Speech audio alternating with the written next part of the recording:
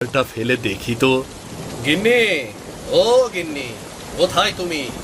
তোমাকে যে জালটা তুলে রাখতে বলেছিলাম না, সেটা দাও দেখি। দাঁড়াও, দিচ্ছি। এখন জাল নিয়ে কি করবে তুমি? জঙ্গলের ভেতর একটা নদী আছে, ওই নদীতে আমি একদিন কিছু ইলিশ মাছ দেখতে পেয়েছিলাম। গিয়ে দেখি, কপাল ভালো থাকলে ইলিশ মাছ পেয়েও যেতে পারি, বুঝলে? এখনো ফোঁটা ফোঁটা বৃষ্টি পড়ছে, আর আকাশের অবস্থাও তো তেমন ভালো না।